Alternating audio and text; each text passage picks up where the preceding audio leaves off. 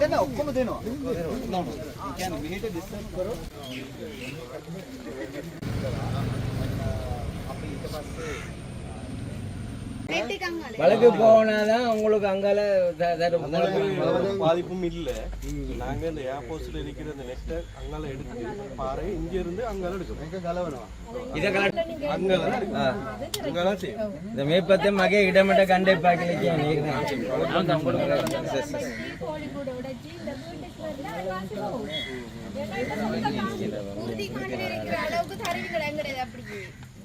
உங்களுக்கு இதுல எந்த பாதிப்பும் இல்லை. நீங்க இருக்கிற மாதிரி அப்படி இருக்கலாம். நாங்க ஏர்போர்ட்ல இடத்தை எடுத்து தான் ரோட் போடணும். உங்களுக்கு எந்த பாதிப்பும் இல்லை.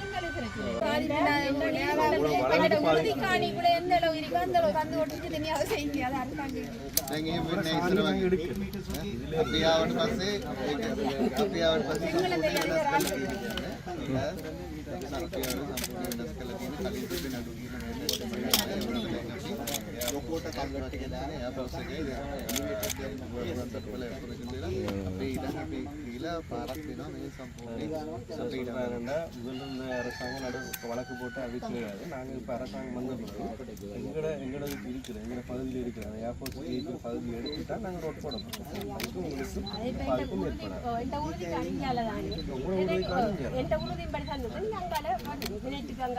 அப்படிதான் எடுக்க போறாங்களா? செய்ய போறாங்களா? பெரிய பாதை போட்டு அது உங்களுக்கு பிரச்சனை இல்லை.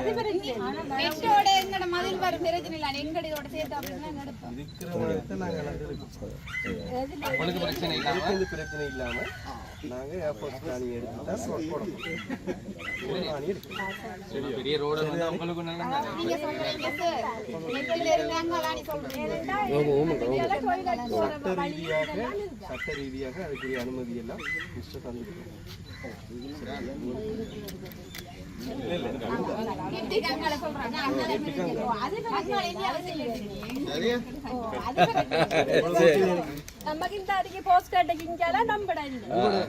கூட காணிக்கு நாங்க எடுக்க மாட்டோம். ஏர்போர்ட் காணிக்கு தான் நாங்க எடுத்து ரோட் போட போறோம். கூட காணி உங்களுக்கு வேற இந்த இடத்துல பிள்ளைகளுக்கு கிரிக்கெட் விளையாட வேண்டாம்.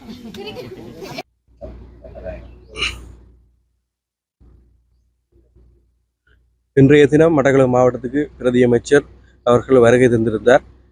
இன்று இருக்கின்ற சர்வதேச விமான நிலையம் மட்டக்களப்பு விமான நிலையத்தின் குறைபாடுகள் தொடர்பாகவும் கலந்துரையாடப்பட்டு அதை நிவர்த்தி செய்வதற்கான ஏற்பாடுகளை அமைச்சர் அவர்கள் தெரிவித்துக் கொண்டோம்.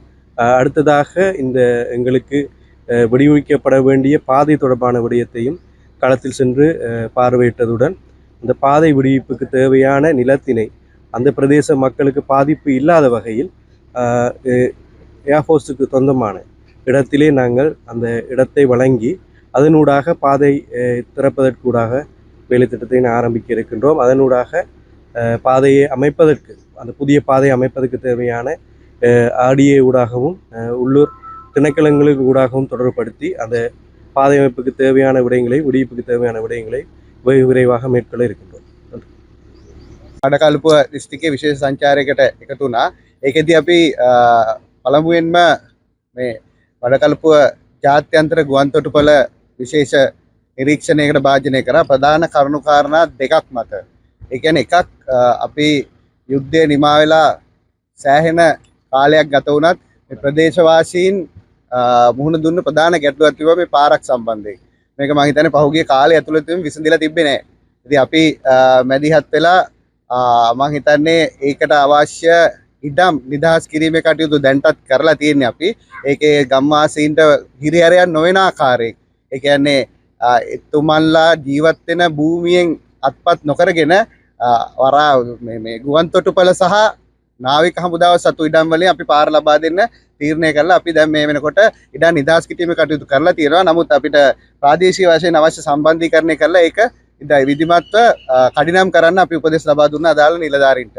ඒක තමයි අපේ ප්‍රධාන කාරණාව උනේ මේ තියෙන නිරීක්ෂණ චාරිකාවට. ඒ වගේම අපි ගුවන්තොටුපළ සම්බන්ධයෙන් ගත්තාම අපේ රජයේ වැඩ පිළිවෙලක් තියෙනවා මේ සංචාරක කර්මාන්තය ඒ කියන්නේ දෙගුණයකින් වගේ ප්‍රමාණයකින් ඉහළට දාන ඉස්සර අවුරුදු 2-3 ඇතුළත. ඒක නිසා අපිට අවශ්‍ය වෙනවා අලුත් සංචාරක new destinations ඕන වෙනවා. ඉතින් ඒකට අපිට මේ ගුවන්තොටුපළ කොයි ආකාරයෙන්ද සම්බන්ධ කරගන්න පුළුවන් කියන කාරණා සම්බන්ධයෙන් අපි දීර්ඝ සාකච්ඡාවකුත් කරා. මේකට අපි මෙතනින් එහාට නිවැරදි ශක්්‍යතා වාර්තා හදමින් අපි මේ ගුවන්තොටුපළ ඉදිරියට දියුණු කරන එක ගැන සලකා බලන්න සූදානම් දැන්. ඒ වගේම දිස්ත්‍රික්කයේ පැත්තෙන් ගත්තාම අපි අමාත්‍යාංශයක් විදිහට මේ වෙනකොට විතා විශාල මුදල් ප්‍රමාණයක් අපි වෙන් කළා තියෙනවා මේවර අයවැය වුණොත්. ඉතින් ඒක නිසා යටිතල පහසුකම් කියන්නේ මාර්ග සංවර්ධනයේ උතුරු නැගෙනහිර මොන ආකාරයට සිද්ධ වෙන්න ඕනේ මේ වෙනකොට අපි මේ මෙතනින් පස්සේ අපි යනවා RDA ඉංජිනේරුවන් මුණ ගැහෙන්න යනවා. ඒ වගේම දුම්රිය ස්ථානට යනවා, CTB බස් ස්ටෑන්ඩ් වලට යනවා. ඒ නිසා අපි මේ ප්‍රදේශයේ තියෙන දියුණුව මොන ආකාරයෙන්ද අපේ තියෙන අයවැයට සමගාමීව කරන්න කියන එක හොයා බලන්න අපි මෙතනින් එහාටත් සංචාරය කරන්න බලාපොරොත්තු වෙනවා.